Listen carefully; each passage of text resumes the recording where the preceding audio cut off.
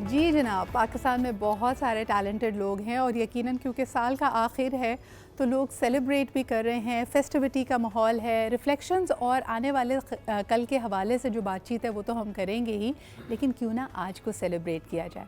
और कोई भी सेलिब्रेशन मौसीकी के बग़ैर अधूरी होती है।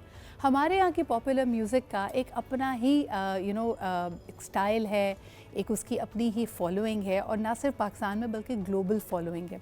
और ये देखिए सबसे ज़्यादा इंटरेस्टिंग बात ये है कि पाकिस्तान की इस म्यूज़िक को किसी फ़िल्म इंडस्ट्री का सहारा नहीं है, लेकिन इसके बावजूद हम, और यहाँ कोई बड़ी रिकॉर्ड कंपनी भी नहीं है, लेकिन और बल्कि एक और बात मुझे याद आ रही है कि हालात इतने नासाज रहे 2-3 दिहाइयों तक कि हमारे यहाँ कॉन्सर्ट कल्चर भी ख़त्म हो गया। लेकिन इसके बावजूद जो हमारे टैलेंटेड म्यूज़िशंस हैं, कोई एकेडमी नहीं है, लेकिन ये खुदादाद सलाहियत है और उसको वो मज़ीद निखारते रहते हैं।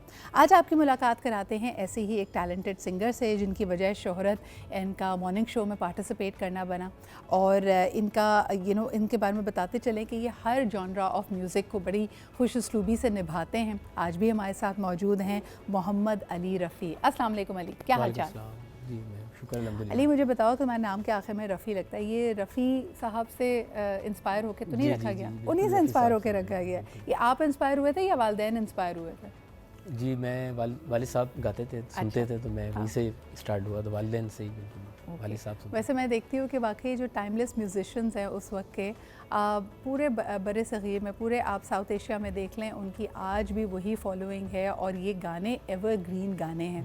अली, आपका फेवरेट गाना कौन सा है रफ़ी साहब का?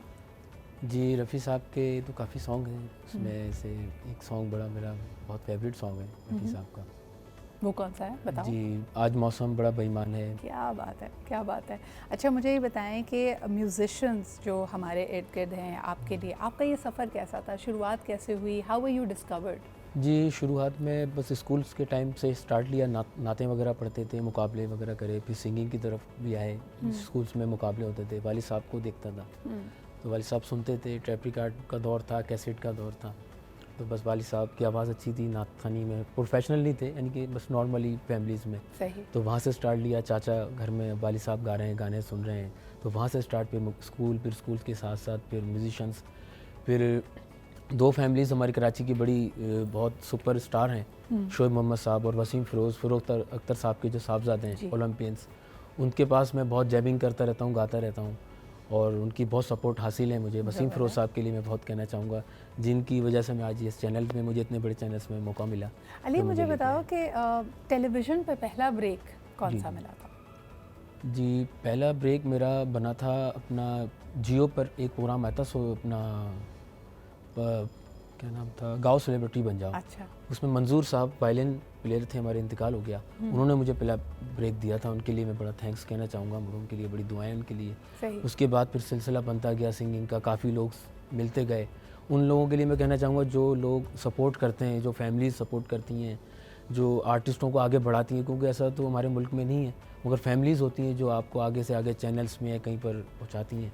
जिस तरह वसीम साहब ने यहाँ मुझे पहुँचाया, शोएब मोहम्मद साहब हैं, जॉनी मोहम्मद साहब के साहबजादे हैं, तो ये फैमिलीज़ हैं जो नॉर्मली घर में अपनी गैदरिंग्स करती हैं, प्राइवेट शोज़ होते हैं, कहीं चैनल्स पे रिकमेंड करती हैं, कहीं इस तरह का बस सिलसिला है माशाल्लाह। अच्छा अली, गुफ्तगू अगर सिर्फ गुलकार से की जाए तो बड़ी ज़्यादती होती है। मुझे बताओ कि कोई एक ऐसा खूबसूरत नगमा जो आज गाना चाहो, साल का आखिर है, लोगों के बड़े मिले जुले तासुरात होते हैं। मैं तो बिलीव करती हूँ कि हर हालत में इंसान को खुश रहना चाहिए, और अगर आपको कोई पछतावा, कोई ऐसी चीज़ जो आपके दिल को खटक रही हो भी, उसके बावजूद भी मुस्कुराता रहे, तो कोई ऐसा गाना जो हमें यही सलाह देता है, इंस्पायर करता है कि ज़िंदगी आगे बढ़ने का नाम है, मैं आपसे रिक्वेस्ट करूँगी कि हमें सुनाएं। अहमद उर्जी साहब हमारे बहुत लेजेंड सिंगर गुजरे हैं, उनका एक सॉन्ग है कोको कोरीना, जो वहीद मुराद साहब पर पिक्चराइज हुआ था, वो गाने की कोशिश करते हैं। Absolutely, please go ahead.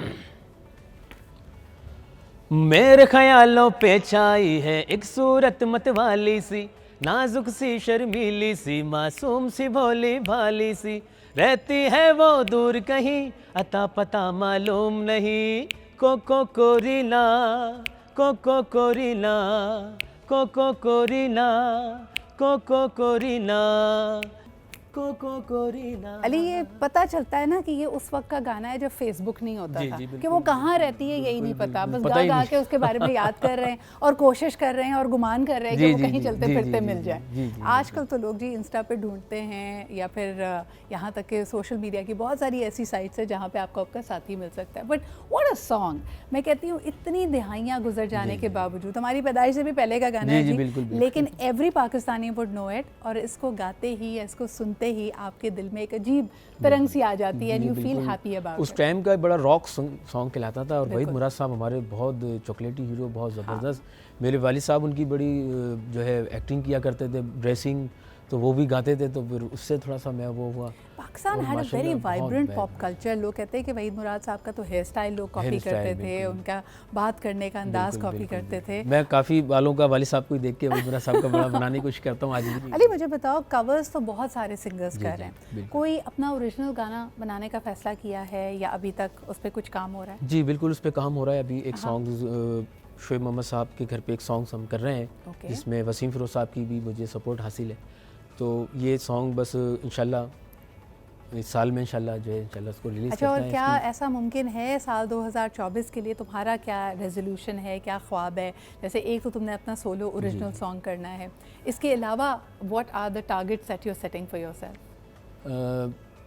इंशाल्लाह बाहर की है सेटिंग एक माशाल्लाह हाँ। कि बस वहाँ का थोड़ा सा लगे हुए कोशिश में। यानी कुछ कॉन्सर्ट्स और वसीम शोज करना जी चाहो? कॉन्सर्ट्स भी हैं, और वहाँ पर वसीम फ़िरोज़ साहब के साथ माशाल्लाह उनकी ओलंपिक्स जो है, हमारे वसीम फ़िरोज़ साहब एक टीम को लेके जा रहे हैं, बिल्कुल। जो भी पहले भी लेके गए थे, अभी दोबारा लेके जा रहे हैं। तो उनके साथ ये सफ़र इंशाल्लाह स्टार्ट लेना इंशाल्लाह ताला, है, इंशाल्लाह और ताला। हमारे मुल्क का इंशाल्लाह नाम करना है, वहाँ पर अपने पाकिस्तानी सॉन्ग्स गाने हैं, इसको म्यूज़िक को आगे डेवलप करना है।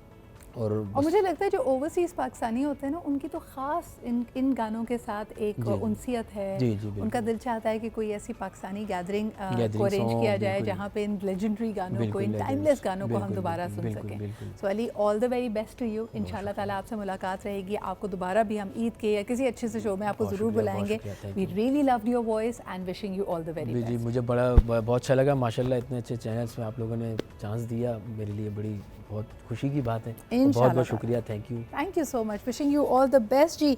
इसी तरह अपने ख्वाबों को चेज़ कीजिए। कई दफ़ा आपके रास्ते में बहुत सारी रुकावटें आएंगी, या आपको लगेगा कि अपने ख्वाब को शायद पा लेना, उसकी मंजिल को पा लेना आपके लिए नामुमकिन है, but if you really put your heart and mind to it, the universe is going to help you.